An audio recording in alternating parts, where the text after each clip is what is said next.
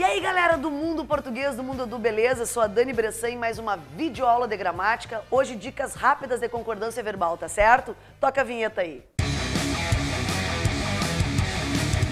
E aí meus queridos, meus guerreiros do Enem, rumo ao topo do Enem.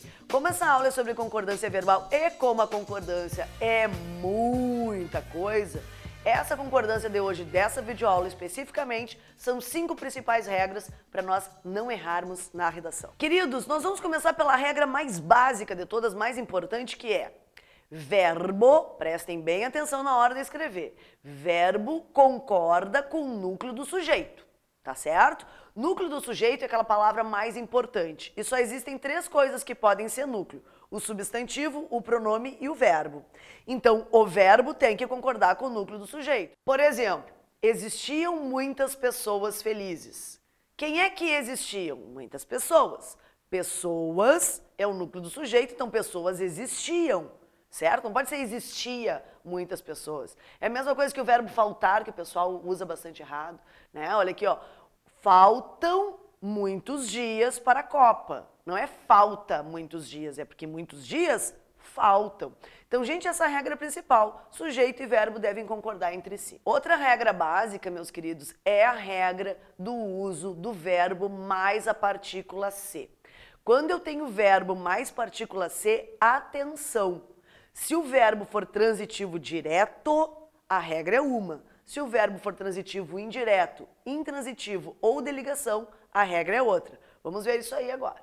Verbo transitivo direto mais se, certo? Verbo transitivo direto mais se, e eu tenho esse sujeito junto, isso é voz passiva. Esse verbo aí tem que concordar com o sujeito. Observem, estuda-se muita coisa. Estuda-se muita coisa. VTD estuda, né? Estuda o quê? Então, muita coisa é o sujeito, porque muita coisa é estudada. Isso é voz passiva. Esse verbo está no singular porque muita coisa também está no singular.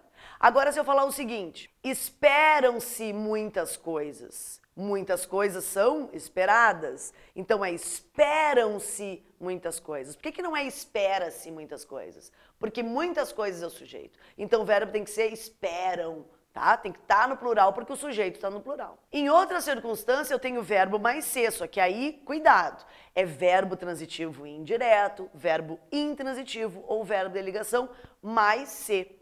Esse se agora não é partícula passivadora, esse se é índice de indeterminação do sujeito e esse verbo jamais vai para o plural. Cuidado na hora de escrever. Observem um exemplo. Acredita-se em muitas coisas. Acredita-se em muitas coisas. Não é acreditam-se, é acredita-se. Dani, mas o sujeito não tem que concordar, mas o sujeito é indeterminado. Então eu não tenho que fazer nenhuma concordância. Ou seja, o verbo tem que ficar na terceira pessoa do singular.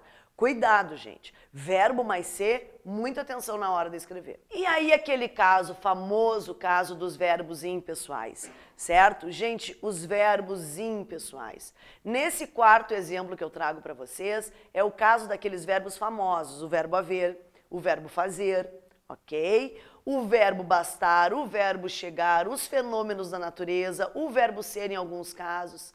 Gente, um verbo impessoal é aquele verbo que não tem sujeito e ele deve ficar na terceira pessoa do singular. Isso é concordância verbal. Como assim, Dani? Eu não me lembro muito bem disso. Olha só, vamos pegar o exemplo do verbo haver ou do verbo fazer, que são verbos que a gente usa bastante em prova.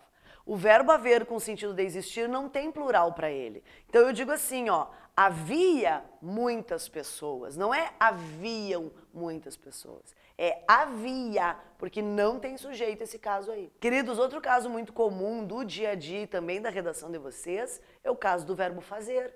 Quando ele indicar um tempo decorrido, ou seja, um tempo que já aconteceu, ele não pode ir para o plural. Olha o exemplo. Eu sempre digo ou escrevo faz muitos anos, faz muitos meses, não é fazem muitos anos, nem fazem muitos meses. Essa concordância está errada. Eu não posso colocar, por exemplo, na minha redação, fazem meses que o Brasil está discutindo a corrupção. Não é fazem meses, é faz meses, ok?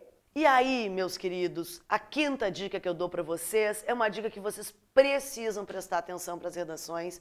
Já tem lá no blog um texto sobre isso, eu repito toda vez que eu posso, mas não custa falar mais uma vez. É um erro de gramática usar o verbo ter em lugar do verbo haver. Como assim? Eu não posso dizer que tem muita gente, tem muitas pessoas, tem países, há países, há muita gente. O verbo haver que deve ser usado e não o verbo ter. O verbo ter, gente, é um verbo de posse e não de existência.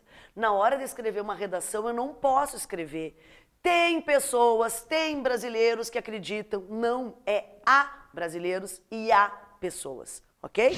Então tá, meus guerreiros do Enem, essa foi mais uma videoaula rápida, curtinha, mas bastante importante para vocês fazerem as redações, tá certo? Falamos da concordância verbal e mais aulas vocês poderão assistir aí nessas micro videoaulas de gramática com a Dani Bressan no Mundo Português, ok? Um grande abraço para todo mundo. E aí, meus queridos, ainda estão aí? Então tá bom, olha só que legal, gostou do vídeo? Curte lá e se inscreve no nosso canal, tá certo? Um grande abraço.